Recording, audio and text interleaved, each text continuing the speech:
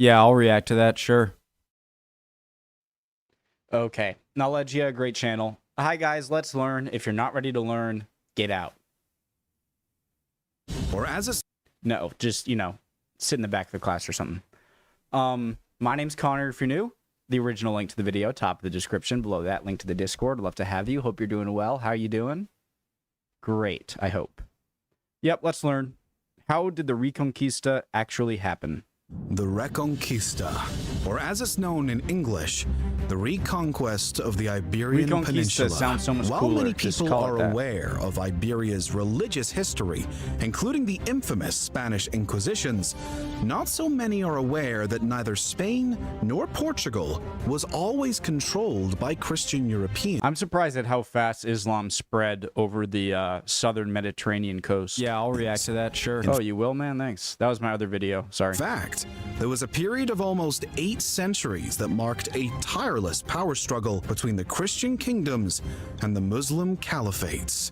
This stretch began after the Umayyad Caliphate launched their conquest into Hispania in 711 that would destroy the local Visigoth kingdom and soon put massive pressure on the neighboring kingdom of Asturia. It wasn't long before the Europeans took great umbrage to these acts, and only about a decade after the Muslims first stepped foot on the peninsula for conquest, the Christians were ready for the Reconquista. The first event of this centuries-long campaign is generally believed to be the Battle of Covadonga, in which Pelagius the Visigoth led a continued rebellion straight into the belly of the beast at the Picos de Europa. The Umayyads were returning from an unsuccessful clash with the Franks over in France and decided that, in order to rejuvenate morale, it was time to crush the revolt that had been brewing in the kingdom of Asturia. Unfortunately for the Muslim conquerors, Pelagius was unwavering, and the Asturian rebels routed the Umayyads, forcing the latter to retreat and subsequently triggering the Christian crusader spirit throughout the region. Still, the following centuries represented a slow period in the reconquest. The Muslim Caliphate was focused on consolidating its power from the capital in Cordoba, while the ousted Christians were not quite ready enough to launch a full-scale campaign to reassert their claims to the peninsula. Additionally, there were other matters that would need to be worked out, such as who would take which territories. In the meantime, the young kingdom of Asturia was slowly expanding its own claims through subtle victories, such as in 924, when the Asturians even managed to... When the royal court was moved to the city of Leon in 924, the kingdom of Asturias changed its name to the kingdom of Leon. All right. Such as in 924, when the Asturians even managed to seize the city of Leon. There were a couple of centuries of planning, infighting, and overall instability, but when the 11th century rolled around, the Christians were finally fully ready. The Cordoba Caliphate disintegrated into a number of independent Muslim Taifa kingdoms, the 11th century as a result of years of internal strife. Fully ready. The Kingdom of Asturia was no longer the only growing Christian state within Iberia's borders. The kingdoms of Castile, Leon, Catalonia, and Navarre were one by one joining the Reconquista cause, and in 1085, the old Visigoth capital of Toledo, which had now been under the control of one of the new Muslim Taifa kingdoms, fell to the Kingdom of Castile thanks to the efforts of King Alfonso VI. This was expected to set off an even greater level of morale and fighting spirit for the Christians, but instead, their efforts were shortly stunted. The Muslims, who had quickly realized what a threat the European Christians were becoming, called in Islamic warriors from Africa known as the Almoravids. These warriors were fierce and fought valiantly for the Muslims of Iberia, but the Christians kingdoms continued their struggle nonetheless. As the Spanish kingdoms focused on their portion of the peninsula, fighting both the Muslims and each other, over in Portugal came maybe the greatest victory yet. On June 24th, 1128, the Battle of São Mamed between Afonso Henriques of Portugal and his own mother Teresa resulted in the declaration of an independent kingdom of Portugal, with Afonso on its throne.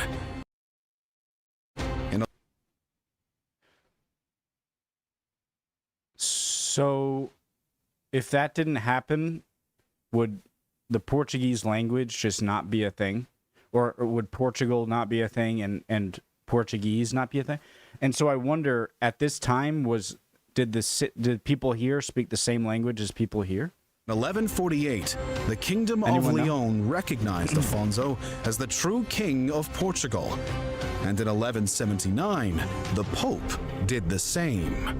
This was a hugely significant achievement for the Christians of the peninsula, and the further expansion in the Algarve in the next century consolidated this victory even more. Part of this success may be attributed to the instability within the Muslim portion of the peninsula.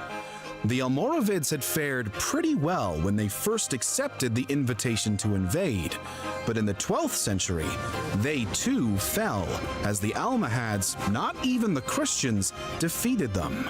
Shortly after, in 1212, a united force of the Christian kingdoms crushed the numerically superior Almohads, clearing the way for the Reconquista to continue on. Previously, Alfonso II of Aragon and Alfonso VIII of Castile had come to an agreement concerning who could lay claim to what Muslim-occupied territories with the Pact of Cazorla, which had significantly helped to prevent infighting from slowing down the Reconquest. Now, following the triumph at Las Navas de Tolosa against the Almohads, the new king of Castile and Leon, Ferdinand III, united his lands and launched a new campaign to retake the rest of the Muslim territories for his newly expanded kingdom. Cordoba What year did it say? 1230? fell in 1236, which was a severe blow to the Muslims, and other important cities followed. Aside from the Muslim kingdom of Granada, which existed under Castilian suzerainty thanks to the evolved policies of Ferdinand III, who had originally tried to expel all Muslims from his recaptured lands, but quickly realized the economic consequences of such a strategy. Instead, to the evolved policies of Ferdinand III, who had originally tried to expel all Muslims from his recaptured lands, but quickly realized the economic consequences of such a strategy. Instead, the Kingdom of Granada was allowed to remain Muslim under the condition that tribute was paid annually to the Castilian king. This, nevertheless, led to a period of growth for Islam in Spain, and the next king of Castile, Alfonso X, decided to set up the Escuela de Traductores in Toledo, which would translate Arab literature for the Europeans to understand. Meanwhile, James I of Aragon and Alfonso III of Portugal were expanding their own borders and bringing the rest of the Iberian Peninsula back under Christian hegemony. What's the time span so far? It appears that, for the time being, the Christians had accepted the Reconquista as complete and were satisfied with allowing the Muslims to stay in these circumstances. This, though, would soon change. Of course, throughout the final period of rapid Christian expansion, the Muslims didn't go down without a fight. Small skirmishes and battles would break out from time to time, but the Battle of Rio Salado marks the final major clash as the Portuguese and Castilians routed their opponents. After another century of victorious consolidation, the kingdoms of Castile and Aragon were joined by the wedding of Ferdinand II of Aragon and Isabella I of Castile in 1469. Okay, so this is a big This is way bigger of a time scale than I thought. So the Reconquista, I thought might have happened in a few decades, takes many centuries. Became known now as the Catholic monarchy. By the way, love the Spanish colors. I love the North Macedonian flag too. Uses like the, if not the same exact red and yellow, very close red and yellow, but the Spanish flag, the current Spanish flag is awesome, and all of your historical flags and shields and whatever you want to call them, just all look so cool. The lions and the castles, the colors, love it. Apparently, these Kingdom united with a marriage. monarchs were not quite as tolerant as the previous leadership and decided to crack down on the Kingdom of Granada once and for all.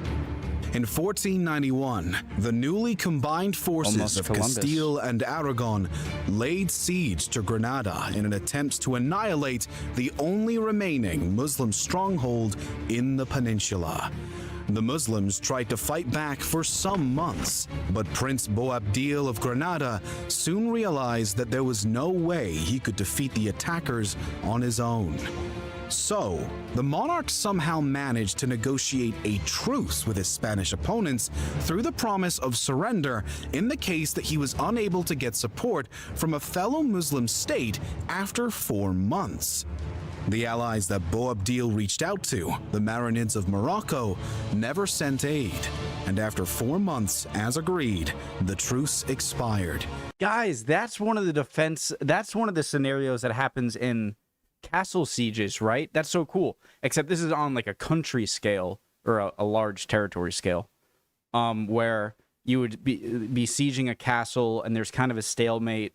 You know, they're holding you off, but you're still very much in fighting mode. And they say, okay, we'll let the attackers say, okay, we'll let you, the defenders, send out someone to go see if you can get aid from other people, and then they'll fight a battle, and then if they win, then you give up. Or if they don't come, then you give up, right?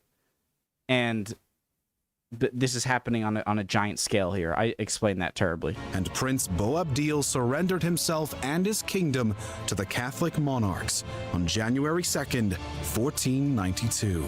For many Christians, this victory and the final collapse of Islam within the Iberian Peninsula represented some type of distant redemption for the events of 1453 that brought about the fall of Constantinople and the devastating destruction of the Byzantine Empire. Religion also seemed heavily significant even after the Reconquest was finished, and the following Alhambra decree even went as far as banishing all practicing Jews from the Catholic monarchy. And later, both the territories of Castile and Aragon would have mandatory conversions to Catholicism for any Jews or Muslims under the crown. The following Spanish Inquisition continued this harsh legacy of the Reconquista, and even today, many Iberian Christians celebrate the fall of Granada as a great victory for their nations. So, to summarize, the Reconquista was more than just a single war or campaign. Yeah. More accurately, it was a series of campaigns and clashes between the Muslims and Christians of the Iberian Peninsula, as the latter worked unrelentingly to regain their territory and authority. The reason why the Reconquest took nearly 8 centuries is due to a combination of challenges faced by the Christian Europeans. For one, repetitive infighting between the Spanish and Portuguese states and kingdoms greatly held up and sometimes weakened their overall cause. Additionally, the help called in by the Muslims from Africa proved to put a remarkable damper on the Reconquista efforts and overall speed of progress. Although civil war amongst the Muslims did give aid to the Christians at times, their own internal and external issues were not always simple enough to set aside. And lastly, the decision to leave the Kingdom of Granada alone for some time also Economic delayed reasons. the final end to the Reconquest journey. Still though, while it took a few hundred years to complete, the Christians of Europe were ultimately able to recapture their land from the Muslim invaders, and, in the eyes of some, avenge the defeat of the Byzantines in the east. I wonder if they considered going further over into Africa. Fascinating, and definitely learned something bit, and is in that I didn't realize how long of an effort it was. And also, it's going to be very easy to remember the finishing of the Reconquista because it's a year before Columbus, 1492. So 721. And decided that in order to 721 is when the story started, and then so it took 770 years. Jesus. Hope you guys are all doing well. Love y'all. I just said hope you're doing well. What am I doing? I would appreciate any comments, answers to my questions. Tell me if I said something that was incorrect, which very likely I did, probably. And I'll see you guys next time. Bye, guys.